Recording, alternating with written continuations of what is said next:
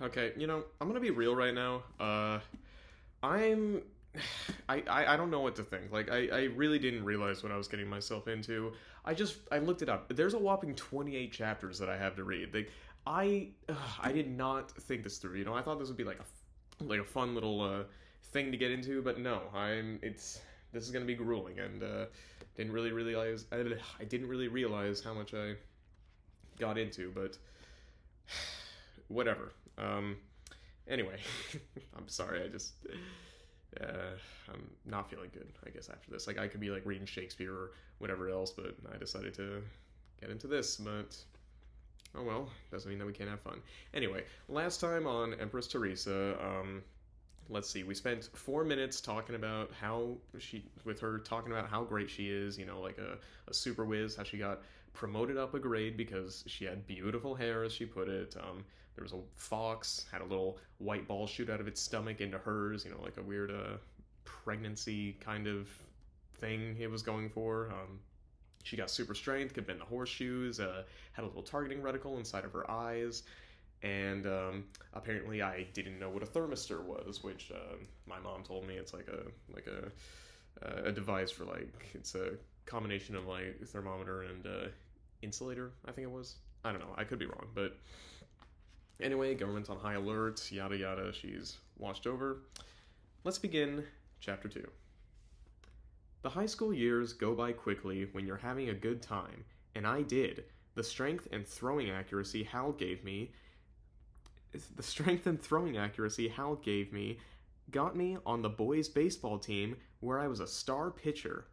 I threw the ball up to 85 miles an hour, rarely seen in a high school kid, and never in a girl.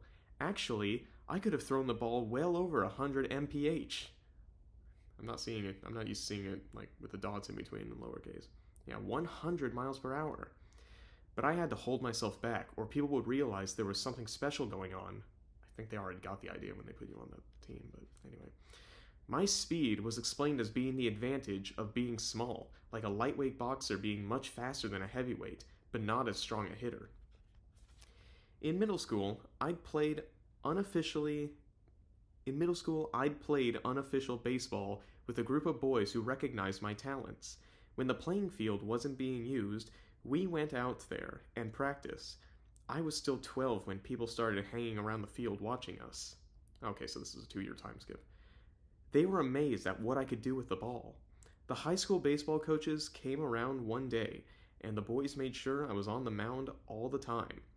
They wanted me on the boys' team.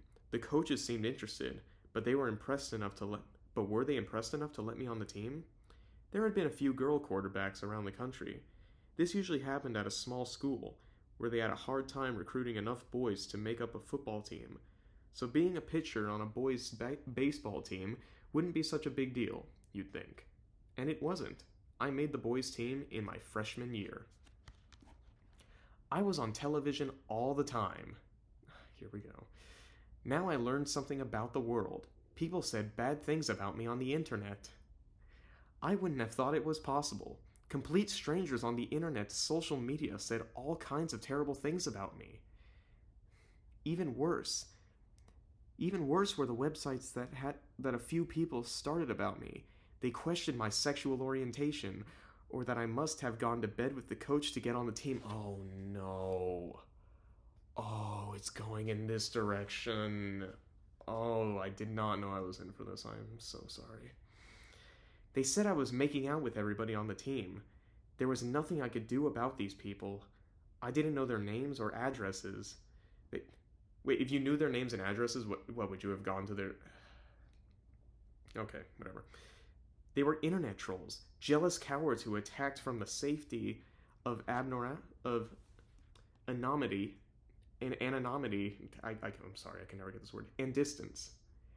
I was told my only strategy was to ignore them. Being young, I felt the pain of rejection strongly. Kids couldn't deal with this. I complained to the school principal and a teacher took it upon herself to counsel me. Mrs. Steinfeld, one of my teachers, approached one day and explained these trolls. These kids are being defiant. You are beautiful, intelligent, and you're often on television. You're a sports star. You have straight A's and high morals. All these things represent what people want in kids. You're the daughter every parent wants. You're the student every teacher wants. A young person society wants. You fulfill all the authority's expectations. So these kids attack you. Don't let them bother you. There's one last question a person should ask before she dies. Do I feel good about who I was? Okay, but what do I do now? There isn't anything you can do. Just try to think of the future when you go to college. Nobody will ask how your high school was, and you will care least of all. So these are the struggles she's going for? People bullying her on the internet, and great, Luke loses a hand, finds out that his father is like the most evil person ever. Jesus took on the sins of the world, or like Moses had to lead his family, and Empress Theresa gets internet trolls. Okay. There was a TV commercial. Actually, crap, who's talking right now?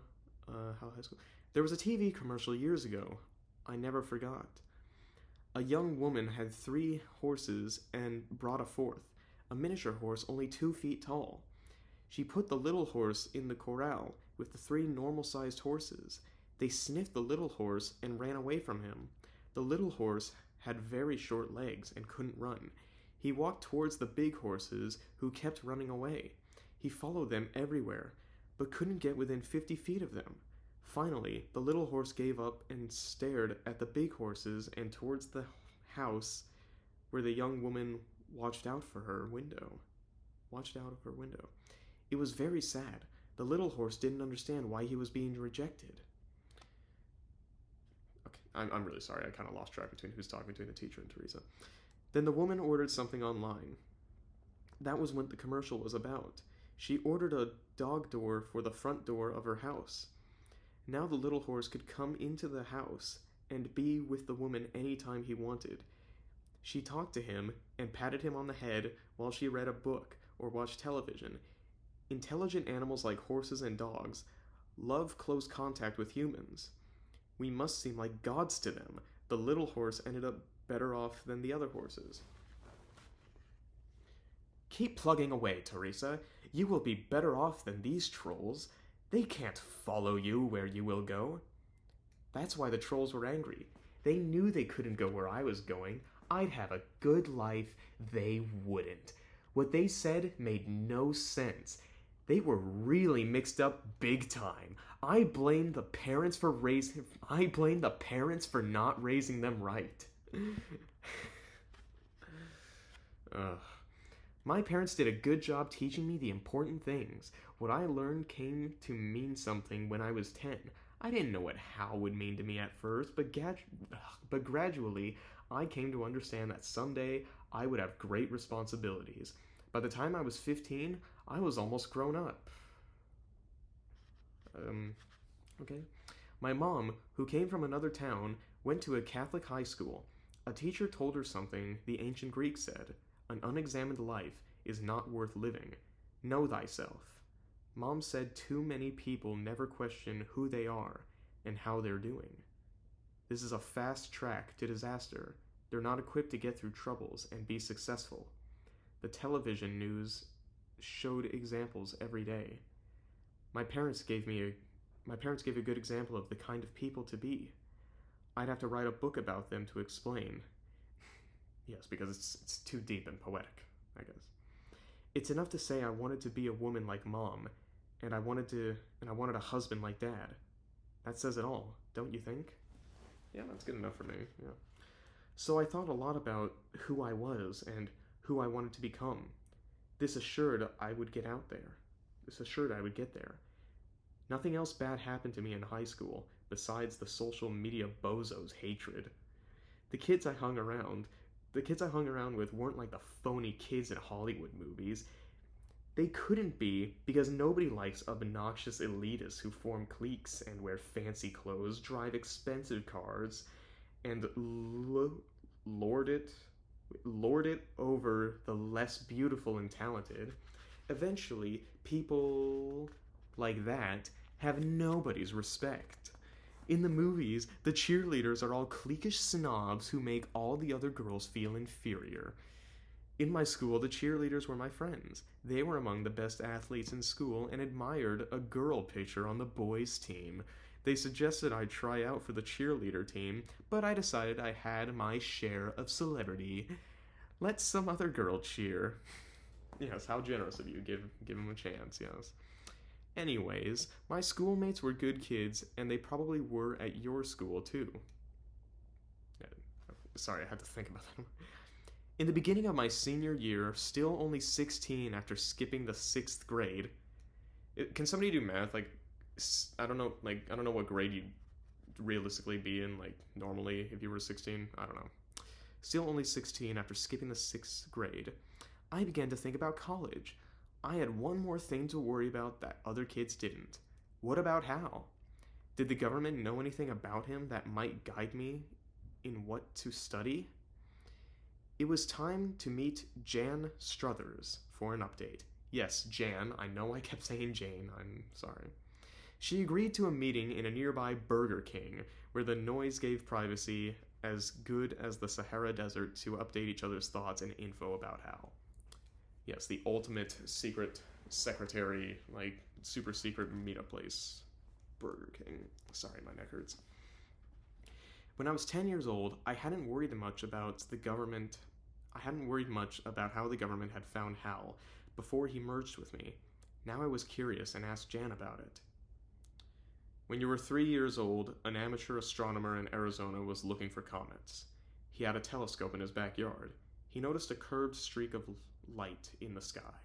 A comet will move in a straight line, not a curve. He sent a message to all his comet hunting friends, and the government heard about it. The military sent up planes to watch this thing coming down to Earth. It was a 100-foot wide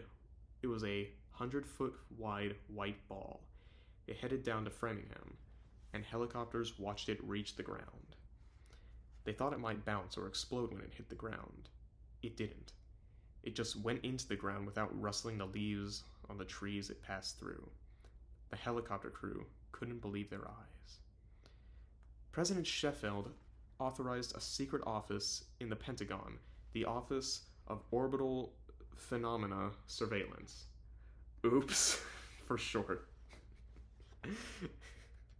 It was supposed to keep track of all the space junk we put into orbit. Its real purpose was to watch for anything going on anywhere in the world that would be something Hal was doing. 7 years later, Hal merged with you and gave off enough heat for a few hours to bring in the fire trucks. This is the kind of thing Oops was looking for. I'm sorry. They came to your street and aimed sensitive infrared cameras at everything. They saw the heat coming from you. President Gardner had an intelligence agency set up your watchers. How did you get involved? When you rented that 2001 movie, they knew you were aware of Hal. The president wanted somebody to go talk to you and find out what you knew. But you were only 10 years old.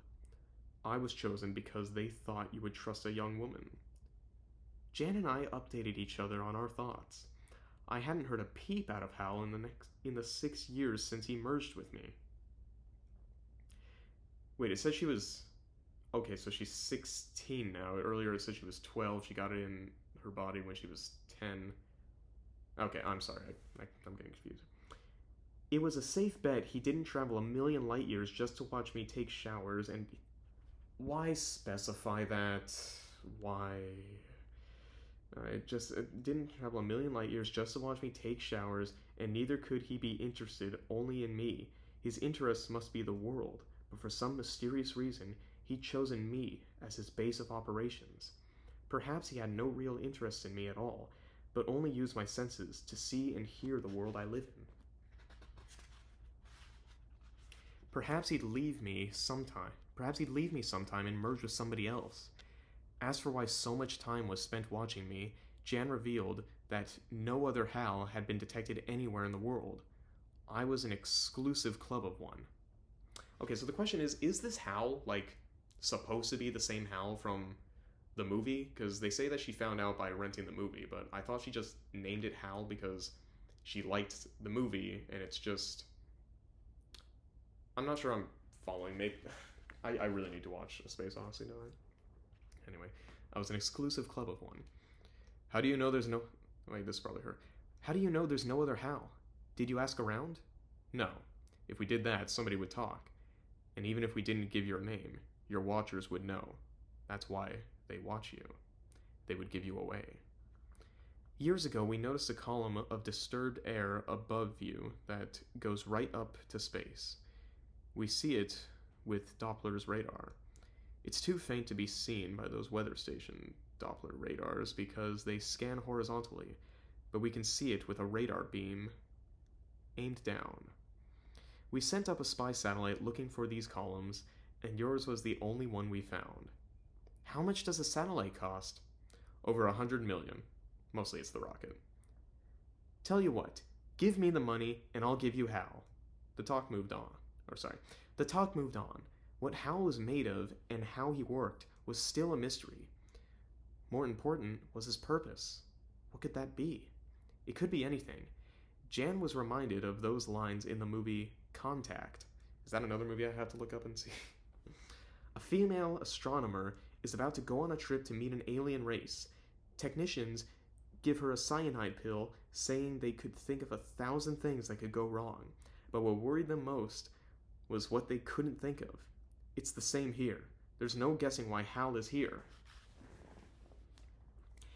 Jan told me I must get as broad an education as possible to be ready to deal with any unimaginable challenge Hal gave me. Does Hal really give any challenges? He just gives her a bunch of powers. I'm not, like the rest, what, the risk is, like, paparazzi and just a bunch of popular people? Can't she just superpower her way out or something? Maybe I just don't get it. It was possible I would have to be the ambassador between the world and the aliens. The odds were they'd be benevolent. But if not, I had to be prepared to deal with great difficulties. What these might be was completely unpredictable. I had to be ready for anything. Other people thought about their home, their neighborhood, their town. I had to think globally. This was a new concept for me. In every book, movie, and TV show I'd ever seen, the issue was about something local. Never did the whole world become part of the story. I can think of plenty of movies that revolve around the world being, like, put at risk. It was nearly overwhelming. How much do you expect from me? I asked. Don't lose sleep over it. You have the United States government ready to help you. But if Hal starts talking and asking questions, he may demand instant answers. You may have to act quickly. You might need the knowledge of Thomas Jefferson and the wisdom of Abraham Lincoln. Oh, is that all? Nothing might happen for 40 years. Don't worry about it. If I have that much time, I'll major in alien relations. I got home from school before my parents got back from work, and brought in the mail. In late March of my senior year, I got a letter with no postage stamp and no address except my name, Theresa Sullivan. It read like this. Where is Jan Struthers? Meet me in the Framingham Library. Sunday, 1 o'clock p.m.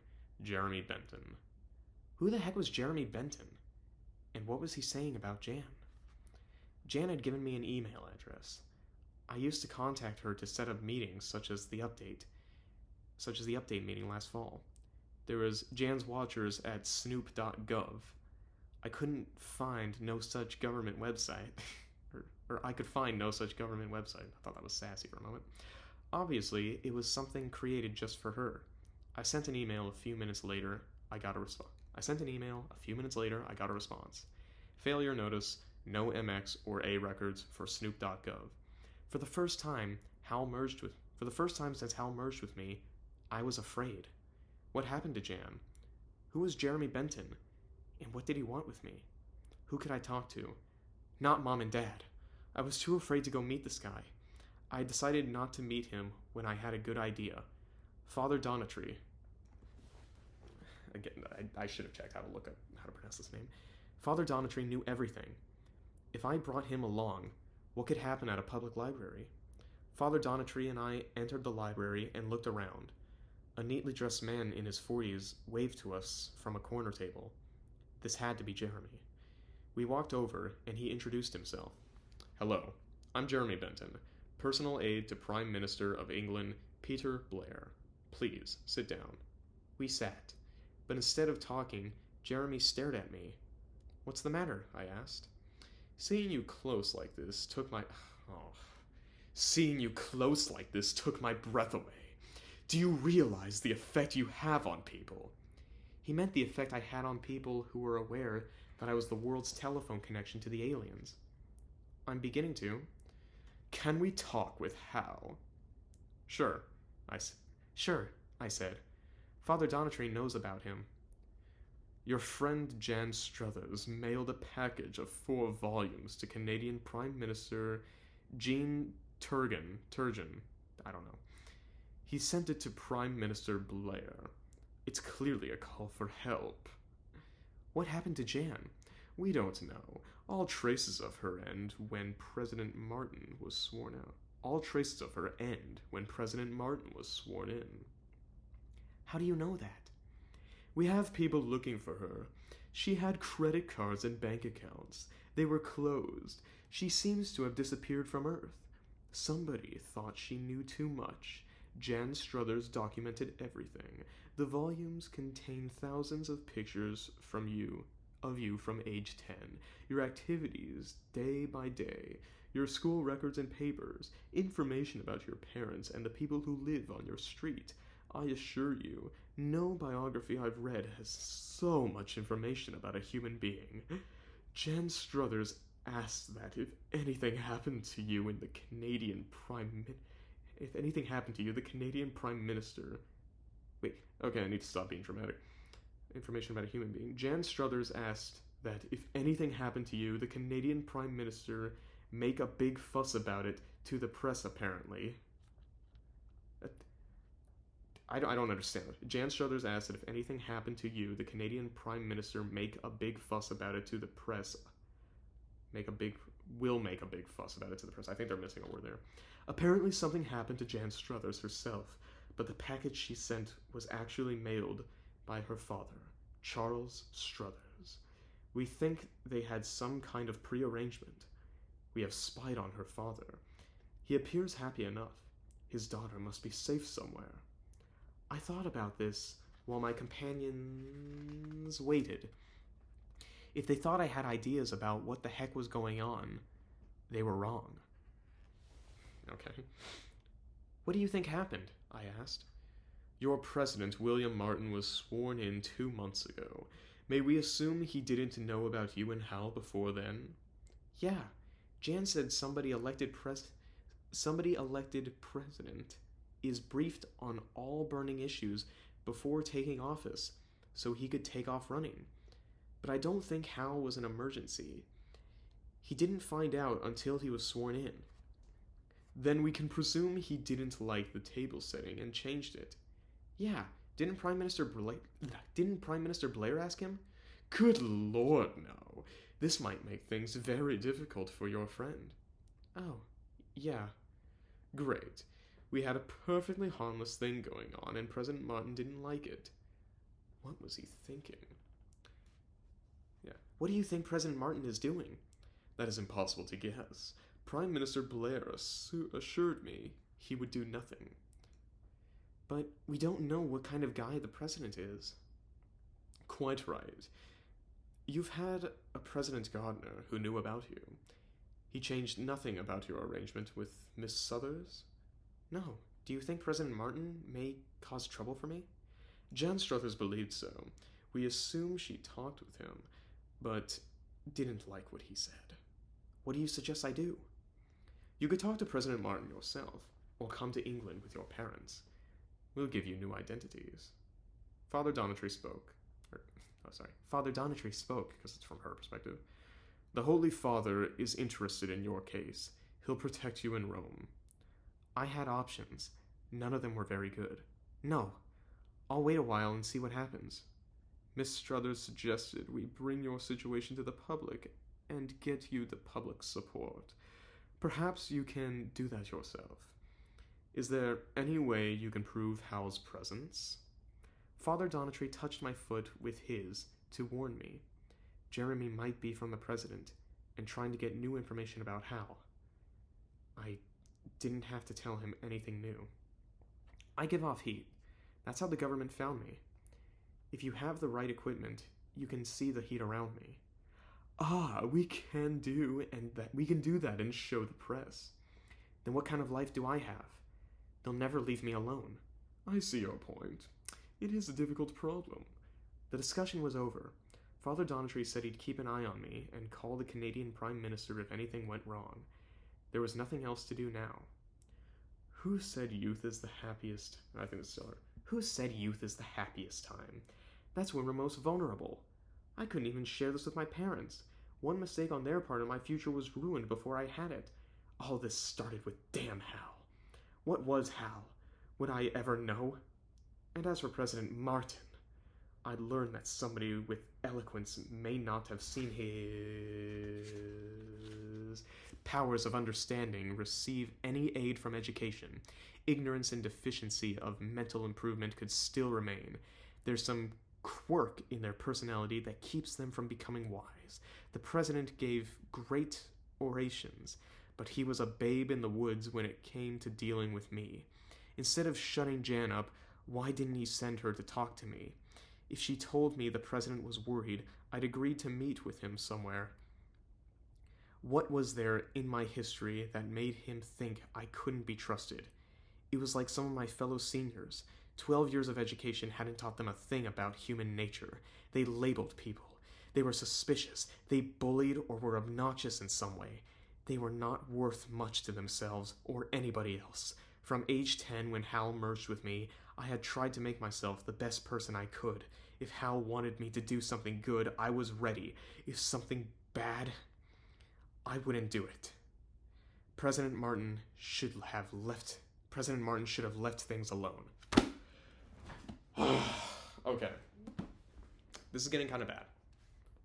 This is getting really bad. So now, this whole chapter was basically just everybody being a massive suck-up to Empress Theresa, despite, basically becoming super famous, despite the whole, thing about how Struthers said stuff like, oh, you can't have people asking questions about you, but, I'd expect them to have asked questions about, oh, gee, aren't you, kind of crazy good at baseball or whatever else, and, I don't know, and apparently her life sucks so hard because everybody is just praising her and basically just kissing her feet wherever she's going, but I have 26 chapters left of this. I don't really have much else to say, to be honest. It was just, have a good one.